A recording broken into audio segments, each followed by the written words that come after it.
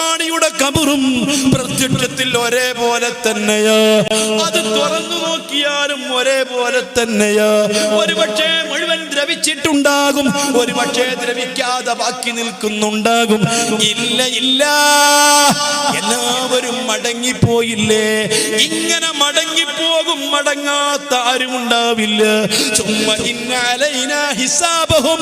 മോനെ, നിന്നോട് കൃത്യമായിട്ട് കണക്ക് ചോദിക്കുന്നുണ്ട്. റബ്ബിന് കണക്ക് ചോദിക്കാനുണ്ട്. ഒരാളെയും കണക്ക് ചോദിക്കാതെ വിടൂല. ഇവിടെ ആരും നമ്മ ചോദ്യം ചെയ്യാനില്ല. ചോദ്യം ചെയ്തവരാരെയും നമ്മൾ വെറുതെ വിട്ടിട്ടില്ല. അവരോടടങ്ങാത്ത പകയും വിദ്വേഷവുമായിട്ട് പലതും ചെയ്തിട്ടുണ്ട്. പക്ഷേ പടച്ച റബ്ബ് കണക്ക് ചോദിക്കാത്ത, റബ്ബിന്റെ മുമ്പിൽ കൃത്യമായി കണക്ക് പറയാത്ത ഒരാളുമില്ല. അതുകൊണ്ട് തങ്ങളെ തങ്ങൾ ഉറപ്പെടുത്തി കൊടുക്കുകയേ വേണ്ടതുള്ളൂ. നമ്മൾ അടുത്തേക്ക് മടങ്ങി വരും, നമ്മൾ അവരോട് കണക്ക് ചോദിക്കും. മോനെ, എനിക്കും നിങ്ങൾക്കും അങ്ങനത്തെ ഒരവസ്ഥയുണ്ടല്ലോ. ഈ പ്രസംഗിക്കുന്ന ഞാനൊരു പക്ഷേ നാളെ ഈ നേരമാകുമ്പോഴേക്ക് ഇത് അനുഭവിക്കില്ല എന്ന് പറയാൻ പറ്റുമോ? കേൾക്കുന്ന നിങ്ങൾക്ക് അനുഭവിക്കില്ല എന്ന് പറയാൻ പറ്റുമോ? സുബ്ഹാനല്ലാഹ്. ആ ഖബറിലേക്ക് അങ്ങ് ഇറക്കി വെച്ച് കഴിഞ്ഞാൽ, ഖബറാകുന്ന കുഴിയിലേക്ക് ഇറക്കി വെച്ച് കഴിഞ്ഞാൽ, ഞാൻ ഒന്ന് രണ്ട് കാര്യം നിങ്ങളോട് പറയട്ടെ. ഹബീബായ മുഹമ്മദ് റസൂലുള്ളാഹി സ്വല്ലല്ലാഹു അലൈഹി വസല്ലമ തങ്ങളുടെ സ്വഹാബാക്കൾ ഖബർ കേട്ടാൽ കരയുന്നവരുണ്ടായിരുന്നു. മുത്തുനബി സ്വല്ലല്ലാഹു അലൈഹി വസല്ലമ തങ്ങളോ അവിടുന്ന് ബഹുമാനപ്പെട്ട അബ്ദുല്ലാഹ് ഇബ്നു മസ്ഊദ് റളിയല്ലാഹു അൻഹു തങ്ങൾ ചോദിച്ചു, മുത്തുനബിയേ, അഖ്ബിർനി അൻ അവ്വലി മലക്കിൻ യദ്ഖുലുൽ ഖബറ. ഞാനും നിങ്ങളും കാലച്ചെറുപ്പത്തിൽ പഠിച്ചിട്ടുണ്ട്. മുൻകർ നക്കീർ എന്ന മലക്കിനെ കുറിച്ച് പഠിപ്പിച്ചിട്ടുണ്ട്. ഖബറിൽ മലക്കുകൾ ചോദ്യം ചെയ്യാൻ വരുമെന്ന് പഠിച്ചിട്ടുണ്ട്. അതൊക്കെ വിശ്വസിക്കൽ മുസ്ലിമിന് നിർബന്ധമാ. അതൊക്കെ വിശ്വസിക്കുന്നവനാണല്ലോ ഒരു പരിപൂർണ മുസ്ലിമാകുന്നത്. വെറും പഞ്ചേന്ദ്രിയങ്ങളെ കൊണ്ട് അംഗീകരിക്കാൻ കഴിയുന്ന, മനസ്സിലാക്കാൻ പറ്റുന്ന കാര്യങ്ങൾ മാത്രം വിശ്വസിച്ചത് കൊണ്ട് ഒരാൾ മുസ്ലിമാവുകയില്ല. മുസ്ലിമാവാൻ തീർത്തും ഒരുപാട് അമൂർത്തങ്ങൾ വിശ്വസിക്കേണ്ടതുണ്ട്. പഞ്ചേന്ദ്രിയങ്ങളെ കൊണ്ട് മനസ്സിലാക്കാൻ കഴിയാത്ത, കാണാത്ത, കേൾക്കാത്ത, അനുഭവിക്കാത്ത ഒരുപാട് കാര്യങ്ങൾ വിശ്വസിക്കുമ്പോഴല്ലേ ഒരാൾ മുസ്ലിമാകുന്നുള്ളൂ. മുത്തുനബിയോട് പറയുന്നു, നബിയേ, എന്നാൽ മയ്യത്ത് ഖബറിലേക്ക് കൊണ്ടുപോയി വെച്ചാൽ, നമ്മുടെ ഉപ്പമാരെ കൊണ്ടുപോയി വെച്ചിട്ടുണ്ട്. ഉപ്പമാര് മരിച്ചവര് കൂട്ടത്തിലുണ്ട്, ഉമ്മമാര് മരിച്ചവര് കൂട്ടത്തിലുണ്ട്. കൂടെ കളിച്ചു ചിരിച്ചു നടന്ന പലരും മരിച്ചു പോയിട്ടുണ്ട്. അവരെ ഖബറിൽ, അവരെ മയ്യത്തിന്റെ പിറകെ നമ്മൾ പോയിട്ടുണ്ട്. അന്നവരെ ഖബറിന്റെ അരികിൽ നമ്മൾ ചെന്ന് നിന്നിട്ടുണ്ട്. ആ ഖബറിന്റെ സൗകര്യം ഞാനും നിങ്ങളും കണ്ടിട്ടുണ്ട്. ആ ഖബറിലേക്ക് അവരെ ഇറക്കി വെച്ചിട്ടുണ്ട്. അവരെ ചരിച്ചു കിടത്തിയിട്ടുണ്ട്. മേൽഭാഗത്ത് കല്ലുകൾ, മൂടുകല്ലുകളെ കൊണ്ട് മൂടി വെച്ചിട്ടുണ്ട്. ചുറ്റുഭാഗത്തും നമ്മൾ നിന്നുകൊണ്ട് ഇതെന്റെ പ്രിയപ്പെട്ട ഉപ്പയാണെന്ന് ചിന്തിക്കാതെ, ഉമ്മയാണെന്ന് ചിന്തിക്കാതെ, മിൻഹാ ഖലഖ്നാകും, ഇതിൽ നിന്ന് നിന്നെ പടച്ചത്, ഇതിലേക്ക് നിന്നെ മടക്കി, ഇതിൽ നിന്ന് തന്നെ നമ്മളിതാ നിന്നെ തിരിച്ചു കൊണ്ടുവരും എന്നർത്ഥം വരുന്ന ആയത്തോതിയിട്ട് മണ്ണ് വാരിയിട്ട് ഖബർ നിറച്ചിട്ടുണ്ട്. സുബ്ഹാനല്ലാഹ്.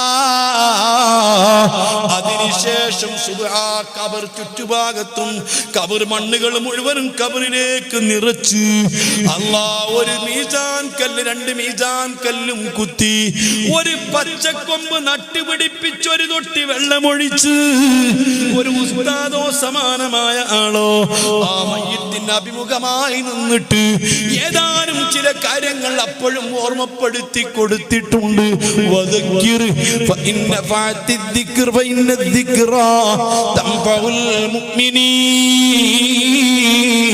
ബഹുമാനപ്പെട്ട ഇമാം മുഗ്നിയെ പോലുള്ളവരൊക്കെ അതേ ആ സമയത്ത് വീണ്ടും ഓർമ്മപ്പെടുത്തി കൊടുത്തിട്ടുണ്ട്.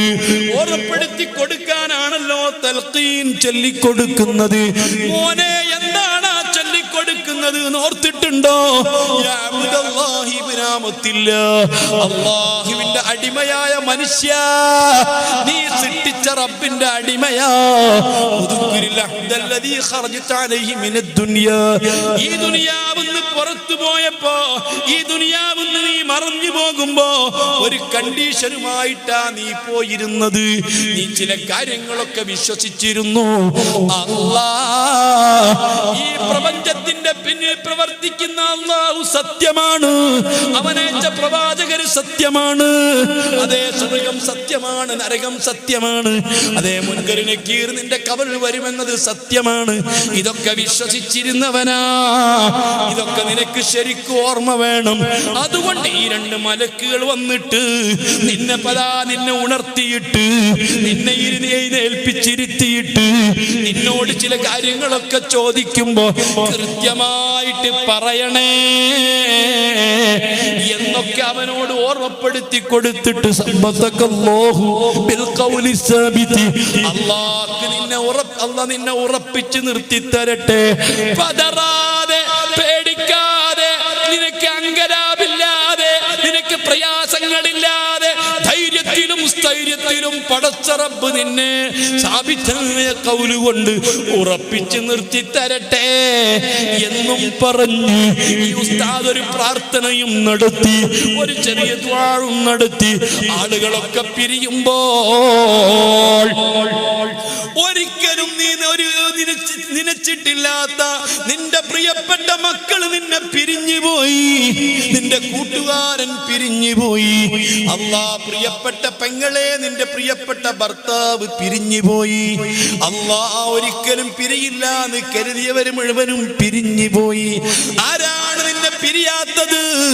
ഒരിക്കലും നിന്റെ ഭർത്താവ് ചിന്തിച്ചു, എന്റെ പ്രിയപ്പെട്ട ഭാര്യക്ക് വല്ലാത്ത പേടിയാണ്, ഒരു ദിവസം പോലും റൂമിൽ ഒറ്റക്ക് കിടക്കാത്തവളാണ്, പാതിരാക്കൊന്ന് ലൈറ്റ് പോയാൽ വരെ എന്റെ പ്രിയപ്പെട്ട ഭാര്യക്ക് പേടിയാണ്. അങ്ങനെ പേടിയുള്ള ഭാര്യയാണ് ഞാൻ കബറിൽ കിടത്തിയത്. ഇന്നത്തെ രാത്രി എങ്കിലും എന്റെ പ്രിയപ്പെട്ട ഭാര്യന്റെ കൂടെ ഞാൻ കൂട്ടിന് കിടക്കട്ടെ. നിന്റെ ഭർത്താവ് ചിന്തിച്ചിട്ടില്ല, നിനക്ക് 1, 2, 8, 10 മക്കളുണ്ടെങ്കിൽ ഒരു മകൻ പോലും എന്റെ പ്രിയപ്പെട്ട ഉപ്പ ഇന്ന് പള്ളിക്കാട്ടിൽ ഒറ്റക്കാ കിടക്കുന്നത്.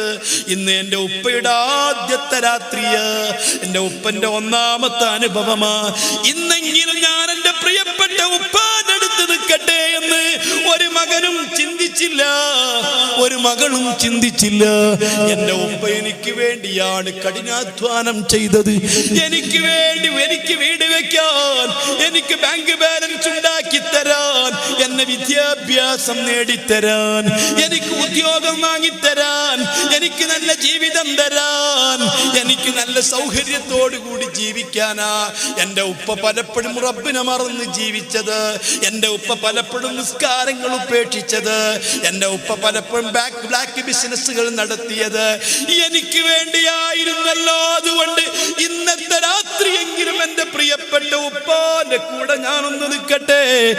ഒരു മകനും ചിന്തിച്ചിട്ടില്ല, ഒരു അനുജനും ചിന്തിച്ചിട്ടില്ല, ഒരു ചേട്ടനും ചിന്തിച്ചിട്ടില്ല, ഒരു കൂട്ടുകാരനും ചിന്തിച്ചിട്ടില്ല. എന്റെ എല്ലാ ഇപ്പോഴും കൂടെയുള്ള കൂട്ടുകാരരാ. ക്ലബിൽ ഞങ്ങൾ ഒപ്പമായിരുന്നു, കളിയിൽ ഞങ്ങൾ ഒപ്പമായിരുന്നു, ഞങ്ങളുടെ ഷോപ്പിൽ ഞങ്ങൾ ഒപ്പമായിരുന്നു. എല്ലാ സംഗതികളും ഞങ്ങൾ കൂറുകാരാണ്, ഷെയറുകാരാണ്. പക്ഷേ എന്റെ പ്രിയപ്പെട്ട കൂട്ടുകാരൻ പെട്ടെന്ന് മരണപ്പെട്ടു. ഇന്നത്തെ രാത്രി എങ്കിലും കൂട്ടുകാരന് കൂട്ടുകിടക്കാൻ ഞാൻ ആ കൂട്ടുകാരന്റെ കബറിന്റെ അടുത്തൊന്ന് നിൽക്കട്ടെ. ചിന്തിച്ചിട്ടില്ല, ഒരാളും നിൽക്കുന്നില്ല. അതേ ഉസ്താദ് തൽഖീൻ ചൊല്ലി അങ്ങ് ദുആ ചെയ്ത് പോരുമ്പോ എല്ലാവരും പോരുന്നു. നീയായി നിന്റെ പാടായി. മക്കള് പറയുന്നു ഉപ്പ നീയായി നിന്റെ പാടായി. ഭാര്യ പറയുന്നു, ഭർത്താവ് പറയുന്നു നീയായി നിന്റെ പാടായി. കൂട്ടുകാരൻ പറയുന്നു നീയായി നിന്റെ പാടായി. അങ്ങനെ തിരിച്ചു പോന്നാൽ പിന്നീട് എന്താണ് സംഭവിക്കുക?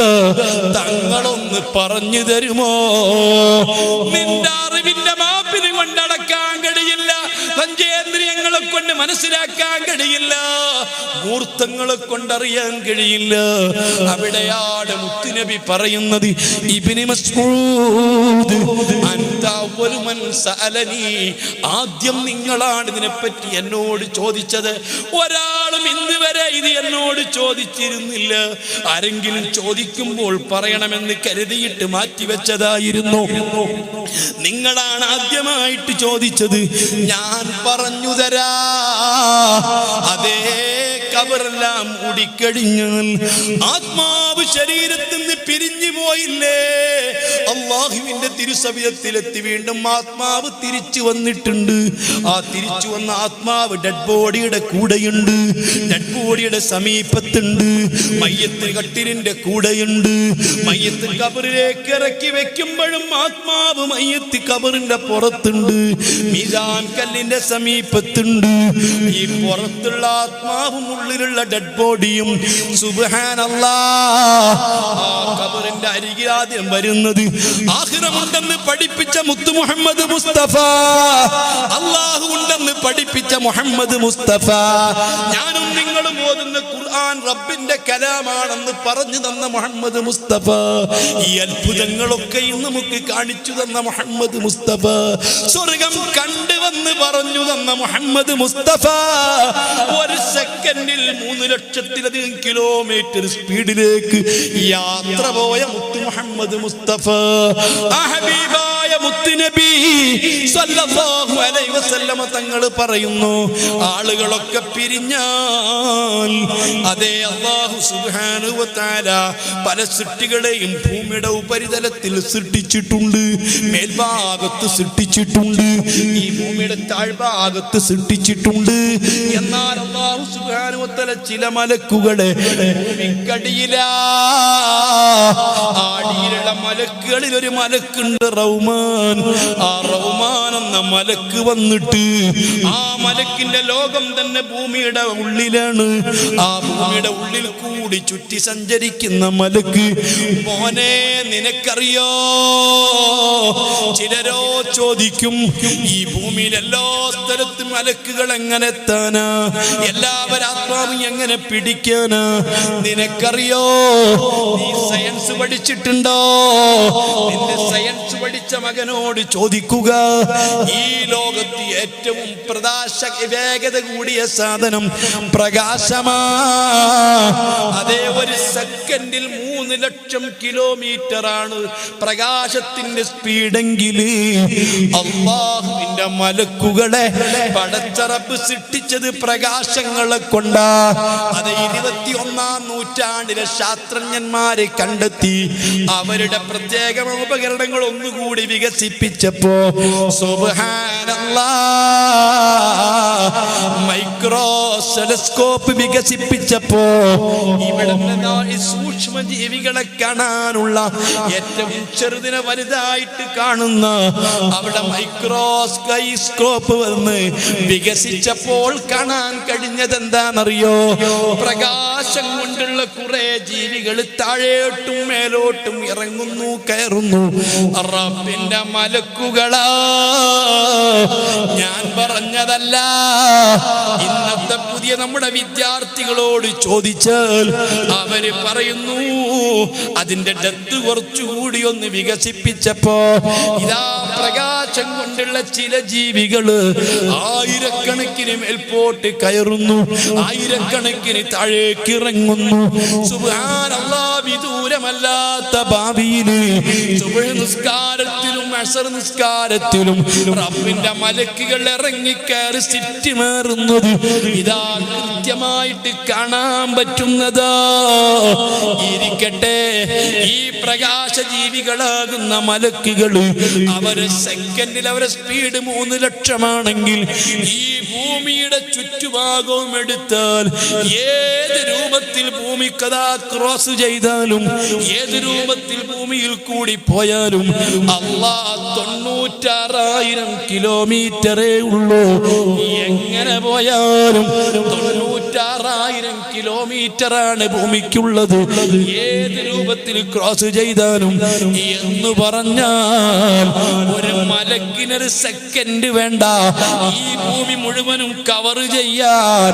നമ്മുടെ മക്കൾ ഇന്ന് പഠിക്കുന്ന സയൻസ് അനുസരിച്ച് ഈ മലക്കുകൾക്ക് ഭൂമി മൊത്തം കവർ ചെയ്യാൻ ഒരു സെക്കൻഡ് വേണ്ട. ഒരു സെക്കൻഡിന്റെ 1/3 മതിയെങ്കിൽ റബ്ബിന്റെ മലക്കുകളുടെ സ്പീഡ് എത്രയാ?